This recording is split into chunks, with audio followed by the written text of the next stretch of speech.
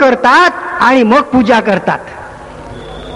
पहिलं यज्ञामध्ये गायी मारल्या आणि खाल्ल्या आणि आता गोमाता की जय म्हणतात. बुद्धाला विरोध केला आणि मग अवतार मानलं. रामाला विरोध केला, परशुरामाने विरोध केला रामाला आणि आता जयराम श्रीराम म्हणू लागलेत. छत्रपती शिवाजी महाराजांच्या राज्याभिषेकाला विरोध केला, एकही पंडित महाराष्ट्रामध्ये मिळाला नाही आणि आता जय शिवाजी म्हणतात.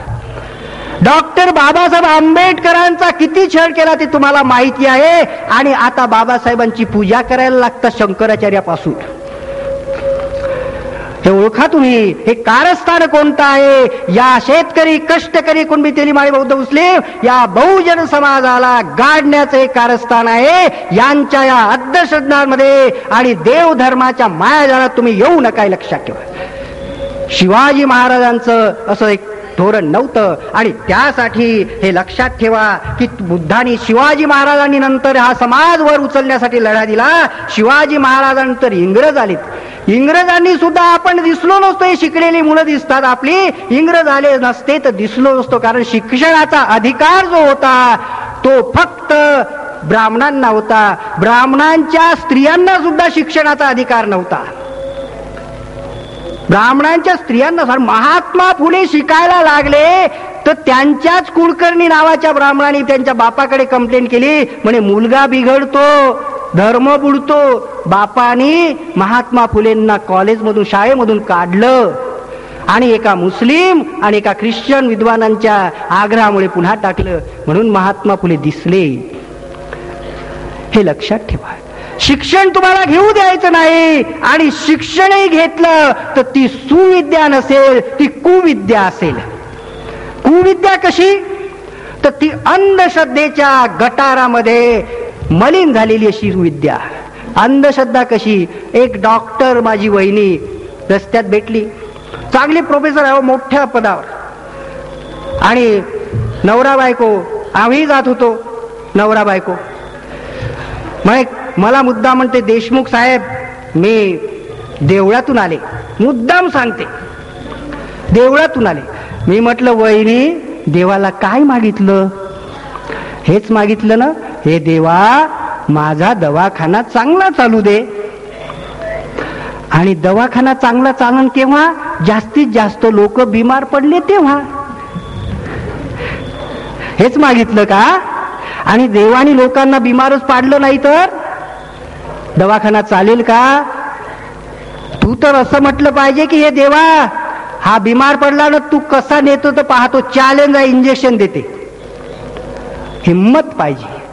पण यांचं नॉलेज कमी पडतं. मग हे देवाच्या नावाने ईश्वराची कृपा असेल, अरे तू कशासाठी आहेस? मग ईश्वराकडेच नेलं असतो, तुझ्याकडे साठी कशाला आणलं? तुझं नॉलेज कमी पडतंय. आणि म्हणून तुम्ही बोंबा मारता देवाच्या नावाने.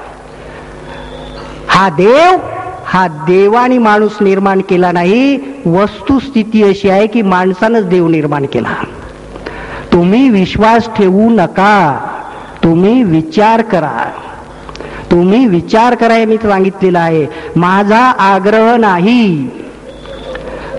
आग्रह नाही, परंतु देशमुख नावावर जाऊ नका. एका अतिशय गरीब कष्टकरी शेतकऱ्याचा मुलगा आहे आणि विद्येची कास धरल्यामुळे आज आम्ही सगळे कुटुंबाच्या कुटुंब आज 50-60 हजार सगळ्यांची सॅलरी धरली ती येते. असं काही शिक्षण विद्या देवबापा करत बसलो असतो तर एखाद्या शेतामध्ये कोणाच्या म्हशी चारत बसलो असतो.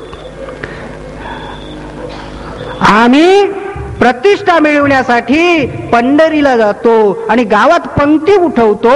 तोच पैसा मुलाच्या शिक्षणावर खर्च करीत नाही, त्याला ट्युशन लावत नाही, त्याचं चांगलं पुस्तक त्याला घेऊन देत नाही. आम्हाला प्रश्न पडतो की आमचे हे 33 कोटी देव आम्ही कुणबी दिली माळे, हे 33 कोटी देवाची पूजा करतोय आणि हा आमचा बौद्ध समाज पुढे गेला. खूप पुढे नाही गेला, पण पुढे गेला, सगळे मान्य करतात.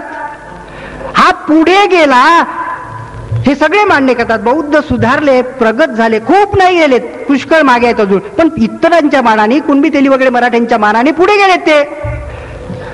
पण ते पुढे का गेले याचा विचार नाही करत आम्ही. अहो, या बौद्धांनी हे 33 कोटी देव सोडून दिले. तो यांचं तर वाटोळं व्हायला पाहिजे होतं, पण ते पुढे गेलेत. अरे, कोणता त्यांचा पावरबाज महापुरुष होता, त्यांचं ऐकल्यामुळे ते पुढे गेले याचा विचार करा. आणि ते पावरबाज महापुरुष डॉक्टर बाबासाहेब आंबेडकर, त्यांच्या शिक्षणाला मराठा कुणब्यांचा राजा छत्रपती शाहू महाराज यांनी मदत केली. हे बाबासाहेब महापुरुष ज्यांच्या शिक्षणाला आमच्या राजाची मदत झाली, ते जागतिक कीर्तीचे महापुरुष झालेत, याचा आम्हालाही अभिमान पाहिजे. परंतु इथल्या उच्च वर्गाने बाबासाहेबांबद्दल आमच्या मनामध्ये आकस निर्माण केलाय, तिरस्कार निर्माण केलाय. कारण आम्ही एक होऊ नयेत, आम्ही सगळ्या जातीतले लोक एक होऊ नयेत. आणि एक झालो तर ते दिल्लीची सत्ता आम्ही आपल्या मनासारखे तिथे कायदे करू शकू. हे होऊ नये यासाठी हे कारस्थान आहे. हे आपण ओळखा. आणि या दृष्टीनं आज आपल्याला हे शिक्षण मिळू नये ह्यासाठी सुद्धा प्रयत्न होतात. आणि जैसे थे स्थिती कायम राहावी अशी परिस्थिती निर्माण होते. इथे समाज परिवर्तन नको आहे तसंच ठेवा. ईश्वराची कृपा, देवाची करणी, नारळात पाणी. मुलगा नापास का झाला तर कुंडलीत शनीचा चक्कर होता, नमका ग्रह चक्कर असता, फत्राचा चक्कर, अभ्यास नाही केला म्हणून नापास झाला. अशा तऱ्हेच आम्हाला सांगण्यात येतं, जैसे थे स्थिती राहावी. समाज परिवर्तन आम्हाला पाहिजे आहे. आणि एवढा मुद्दा सांगून मला वाटतं मी माझं महाराजांच्या संमतीनं संपवतो. कारण उद्याही बोलायचं आहे, परवाही बोलायचं आहे. लक्षात ठेवा, समाज सेवा आणि समाज परिवर्तन याच्यामध्ये फरक आहे. आम्हाला समाज परिवर्तन पाहिजे आहे. समाजसेवा म्हणजे एखाद्या इमारतीला आग लागली तर ती विझवणं, ही समाजसेवा आहे. पण एक म्हणतो, अरे थांबा, थांबा म्हणतो, तूच नाही लावलेली का आग? अरे नाही थांबा, तुम्ही आग विझवता पण ते आग लावणारे तिथे लपून बसले आहेत, त्यांना पकडा. आग विझवणं समाजसेवा आहे, आग लावणारे पकडणं हे समाज परिवर्तन आहे. पण ज्यांना आग लावणारे पकडायचे नाहीत ते आग विझवण्याच्या समाजसेवेच्या गोष्टी करतात. शेतकऱ्यांना कर्जमाफी देणं समाजसेवा आहे, परंतु या कष्टकरी शेतकरी वर्गाला कर्ज घेण्याची पाळीच येणार नाही अशी त्याची स्थिती सुधारणं हे समाज परिवर्तन आहे. बेकाराला नोकऱ्या देणं ही समाजसेवा आहे, परंतु या देशात कोणाचाही मुलगा बेकार राहणार नाही अशी परिस्थिती निर्माण करणं हे समाज परिवर्तन आहे. भिकाऱ्याला भीक देणं समाजसेवा आहे. पुण्याचं काम म्हणत असाल तर म्हणा, कोणी शिकवलं असेल तुम्हाला तर.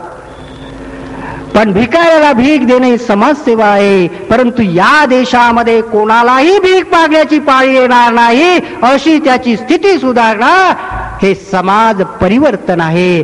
जे शिवाजी महाराजांना हवं होतं, जे स्वामी विवेकानंदांना हवं होतं, जे शुकदास महाराजांना हवं आहे, जे आपल्यालाही हवं असावं असं मला वाटतं. आणि इथं मी माझं संपवतो. काही चुकलं असेल, कुठं दुखलं असेल तर